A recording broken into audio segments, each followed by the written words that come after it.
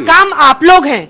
अगर ये 5 राज्यों में कांग्रेस का सफाया करते हैं महंगाई की इतनी बढ़ती धार की वजह के बावजूद, तो ये आपकी नाकामी है। अंजना जी, मैंने इनको भी सुना और आपके प्रश्न का भी जवाब दूंगा। आज मौजूदा केंद्र सरकार ने एक विश्व कीर्तिमान बनाया है। दुनिया में सबसे ज्यादा सिलेंडर की कीमत भारत में है। ये मैं नहीं कह रहा, आज रिसर्च रिपोर्ट पब्लिश हुई है। पेट्रोल की कीमत दुनिया में सब 3रे नंबर पर भारत में है। डीजल की कीमत दुनिया में 7th नंबर पे भारत में है। भैया, रूस यूक्रेन युद्ध तो उनको भी प्रभावित कर रहा है। उनके यहाँ सस्ती कैसे मिल रही है रसोई गैस? बीच में नहीं जफर साहब, बीच में जफर साहब, बीच में नहीं, बीच में ठीक है। आप दुनिया में आपने नया कीर्तिमान बनाया। फिर अंजना जी, आपने इनसे पूछा कितना टैक्स लेते हो? इनको तो नहीं पता, मैं बता देता हूं, इनको अगले शो में काम आएगा। पेट्रोल पर प्रति लीटर वाला भी बता दीजिएगा। पेट्रोल पर राजस्थान वाला, अरे राजस्थान और मध्य प्रदेश का भी बताऊंगा और कर्नाटक का भी बताऊंगा, चिंता ना करिए। प्रति लीटर पेट्रोल पर केंद्र सरकार 29 रुपए एक्साइज ड्यूटी लगाती है, जो 2014 में 9 रुपए 20 पैसे थी। मतलब पेट्रोल पर 203% की एक्साइज ड्यूटी की वृद्धि हुई है। प्रति लीटर डीजल पर केंद्र सरकार 22 रुपए एक्साइज ड्यूटी लगाती है, जो 2014 में 3 रुपए 46 पैसे थी। अर्थात डीजल में एक्साइज ड्यूटी पिछले 8 वर्षों में वृद्धि हुई है 530%। मुझे एक चीज बताइए, आप सब लोग बच्चे, सब जागरूक बच्चे, सब समझते हैं सारी चीजों को। 8 सालों में एक्साइज ड्यूटी से पेट्रोल और डीजल के ऊपर लगा के केंद्र सरकार ने 26.51 लाख करोड़ रुपए इकट्ठा किया। अर्थात भारत में 26 करोड़ परिवार बसते हैं, तो प्रति परिवार फ्यूल टैक्स के नाम से 1 लाख रुपया प्रति परिवार, प्रति भारत के परिवार ने भारत की सरकार को दिया। ध्यान रहे, पेट्रोल का जो टैक्स होता है वो रिग्रेसिव होता है। इनके दोस्त जो अंबानी और अडानी है, उन्होंने भी 1 लाख रुपया ही दिया, भारत के अन्नदाता ने भी 1 लाख रुपया ही दिया, आज तक के सारे व्यूअर्स ने भी 1 लाख रुपया दिया, यहां पे जितने लोग बैठे हैं उनके परिवारों ने भी 1 लाख रुपया ही दिया। तो ये कौन सी इकोनॉमिक पॉलिसी हमको बताना चाहते हैं? क्यों 137 दिन जब चुनाव थे तो उस दौरान पेट्रोल डीजल की कीमत नहीं बढ़ती है? मुझे बताइए ना, नोबेल प्राइज ऑन इकोनॉमिक्स मिलना चाहिए प्रधानमंत्री को कि जब अंतरराष्ट्रीय कीमतें बढ़ रही है फिर भी उन्होंने नहीं बढ़ने दिया। वो कौन सा इकोनॉमिक मॉडल है? वो इकोनॉमिक मॉडल इन बच्चों के सामने रखो ताकि ये भी समझे कि चुनाव के दौरान 137 दिन पेट्रोल और डीजल के दाम क्यों नहीं बढ़े। अब आपने पूछा अंजना जी की स्टेट गवर्नमेंट्स कितना लेती है, वाजिब सवाल है। आप मुझे बताइए, स्टेट गवर्नमेंट जितना भी लेती है उसको कहते हैं स्टेट वैट।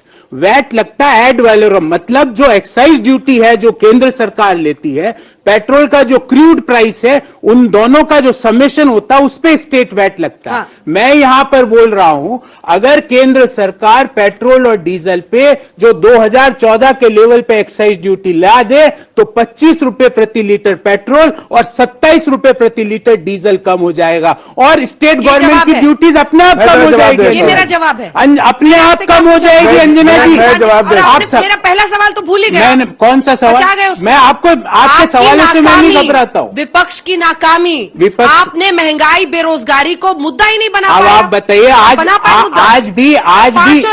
आज भी अंजना जी, आप ये क्या समझते हैं कि चुनावी जीत में अगर किसी को जीत मिलती है तो उसको जनता की जेब पे डाका डालने का क्या लाइसेंस संविधान देता है? मुझे आप बताइए, कोई पार्टी अगर चुनाव में जीत जाती है तो वो क्या जनता की जेब पे डाका डालेगी? एक वक्त पर मुझे एक चीज बताइए, हाँ ये गलत बात, ये मैं गलत की कीमत पर सही है? गौरव वल्लभ साहब, एक वक्त पर सुषमा स्वराज की दिल्ली में सरकार गिर गई थी प्याज की कीमत पर, लेकिन आज विपक्ष ऐसा क्यों नहीं कर पा रहा? एक चीज बताइए, क्यों नहीं घेर पा रहे? हमने तो चुनाव में के दौरान भी गैस के सिलेंडर, पेट्रोल डीजल की प्राइसेस प्रमुखता से उठाई, पर आप ये बताइए, और हमें हमारे नतीजे, हमारे जो एक्सपेक्टेशन थे उसके अनुरूप नहीं हुए। पर क्या कोई पार्टी चुनाव में जीत जाए तो पेट्रोल और डीजल पे 10 रुपए प्रति लीटर 15 दिन में बढ़ा देगी? पूछ क्यों रहे हैं? शो इसीलिए तो किया, ये पूछने की क्या जरूरत है? शो इसीलिए तो किया है क्योंकि हम उनको अकाउंटेबल ठहराना चाहते हैं। मैं आपको थोड़ी कह रहा हूँ, क्या ये लाइसेंस किसने दिया? आप विपक्ष की नाकामी पर एक बात नहीं बता पा रहे हैं।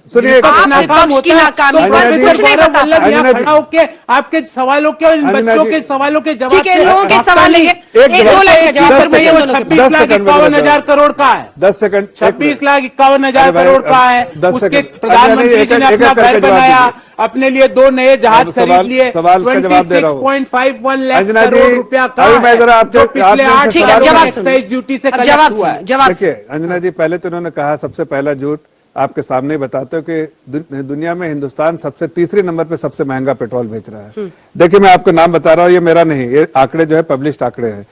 आपको सिर्फ ए से जब अगर नाम से पूरी दुनिया का ले तो अलग चले, बहुत दूर तक चले जाएंगे।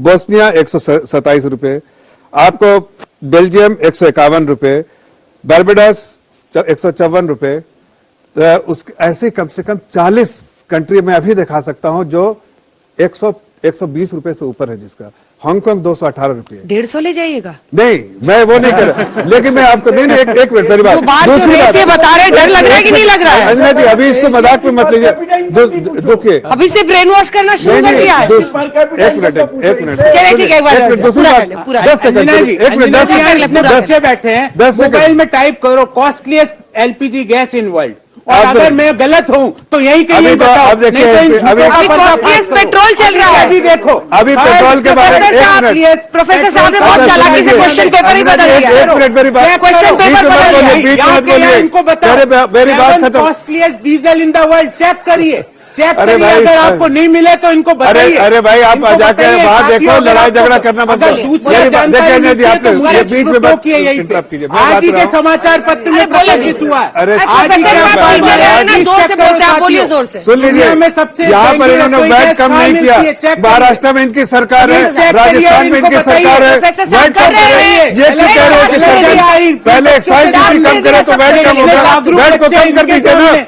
हमारे गोवा में तो सरकार ने 0 कर दिया था। आप कर दीजिए वैट, आप वैट कर दीजिए, आपको मिला कि नहीं? आप वैट मिला कम कि कर नहीं? दीजिए, आप वैट कम कर आप दीजिए, मत बोलिए। एक अरे कमेंट झूठ मत पे ले बोलिए लेती हूँ आप। आप दोनों से, उसके आप बाद वैट कम बच्चों के करिए, साथ। उसके बाद बात कीजिएगा। देखिए अंजना जी, अंजना जी मेरे सवाल का खत्म हो जल्दी जाएगा। से पूरा। 15,000 करोड़ रुपए इन लोगों ने वैट से खाली किया। हमने 1 लाख करोड़ की छूट दी है। इन लोगों ने वैट में 15,000 करोड़ सारे स्टेट बच्चों पढ़ के सुनो। और बहुत सारे स्टेट जहाँ पढ़ इनकी के सरकार सुनाओ है बच्चों, वहाँ पर बिल्कुल हाथ नहीं दिया ऊंचा वैट पे करके कोई बताओ छूट। आपको मिला कि ठीक है, नहीं। इनका प्रोफेसर झूठ का वार्ष्णेय। पर्दाफाश करो। ये प्रोफेसर झूठ वार्ष्णेय यही को तो बोल रहे बोलने दीजिए, अभी बोलेंगे सारे सीधी बच्चों। सादी बात है, ये ऐसे उदाहरण देंगे। बेल्जियम का इन्होंने नाम दिया, जब बेल्जियम की पर कैपिटा इनकम से ले लो, हमारी तो अरे भाई, दुनिया की बहुत सारी बांग्लादेश से कंपनियां कम कर दी इन्होंने। हमने कहा 50 हमारी तो पर कंट्री कैपिटा है। इनकम बांग्लादेश से कम कर दी इन्होंने। उत्पादक ताकतों को मार दिया, उत्पादक फोर्सेस को मार दिया, उत्पादक के मीन्स को मार दिया।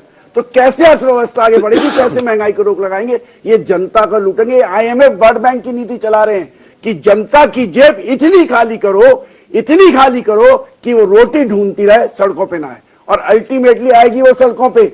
ऐसा नहीं है कि हम जुलूस नहीं निकाल रहे हैं, हम पिछले 4 दिन में 2000 से ज्यादा जुलूस निकाल चुके हैं पूरे हिंदुस्तान में। दिल्ली में भी आज हमने 3 निकाले हैं। मैं जुलूस से लेकर ही घर पहुंचा था और इतने में आपका फोन आ गया, मैं यहाँ आ गया। मैं ये आपको बता रहा हूं कि ये महंगाई इतनी बुरी है, 240 रुपए किलो तो पिलाई का तेल है, मतलब नॉन ब्रांडेड, जिसको हम धूप में रखना पड़ता है। 12% वो कम हो जाता है धूप में रखने के बाद, क्योंकि उसमें वाटर कंटेंट होता है। तो वो बैठता है 260-262 रुपए लीटर। ये खा के दिखा रहे थे, इनको पता ही नहीं है कि आलू के क्या भाव है, इनको ये राशन लेने जाते ही नहीं। ये बीजेपी वाले तो आजकल खान मार्केट से खाना मंगवाते हैं, वहां खाते हैं, लीला के भाई में खाते हैं। इनको पता ही नहीं है कि दाम क्या है बाजार के। जो राशन लाता है उसको पता है क्या महंगाई की दर है, इनको पता है। वामपंथी कहाँ से खाना मंगाते हैं? मैं तो अपने मंगाती हूँ, मैं तो खुद I am very good cook, और मैं घर का ही खाना खाता हूँ, बाजार में बहुत कम खाता हूँ। दूसरी बात, इनको सब इन्होंने सिर्फ गैस डीजल के दाम नहीं बताए हैं। हाँ। पिछले जो 5-7 दिन में इन्होंने 5 रुपए 31 पैसे SCM पाइप नेचुरल गैस पे बढ़ाए। CNG 69 रुपए 60 पैसे हुए दिल्ली में। टैक्सी के कल आपके सामने दाम बढ़े। जब ट्रांसपोर्ट बढ़ेगी तो रिटेल महंगाई भी बढ़ेगी, जब ट्रांसपोर्ट बढ़ेगी तो होलसेल प्राइस इंडेक्स भी बढ़ेगा। और इनको ये नो डाटा गवर्नमेंट है, ये होलसेल इंडेक्स कहां से लेते हैं? नासिक से प्याज का दाम उठाएंगे। अरे दिल्ली पहुंचते होते 19 रुपए की प्याज, यहाँ भाई खाली दिल्ली में प्याज खाते हैं लोग क्या? उसके बाद रिटेल में जब आती है वो 60 रुपए हो जाती है। वो अब आपको बता देंगे नवरात्र में प्याज खाना बंद कर दो। इनको मार्केट मैकेनिज्म पता नहीं है। बता देंगे। मैनेजमेंट के बच्चे हैं, इन्हें बताइए कि मार्केट मैकेनिज्म में मैं- मैनेजरियल वैल्यूज क्या होती है, इन्हें पता ही नहीं है। मैं वार्ष्णेय बीजेपी साहब- वाले कह देंगे नवरात्र में प्याज खाना मैं छोड़ दो। वार्ष्णेय साहब से सिद्धार्थ साहब। अंजना जी एक लाइन, एक मैं वार्ष्णेय साहब से थोड़ा सा मैं अंतर रखता हूँ। वित्त मंत्री जी तो प्याज खाती ही नहीं है, तो उनको क्या पता प्याज के दाम।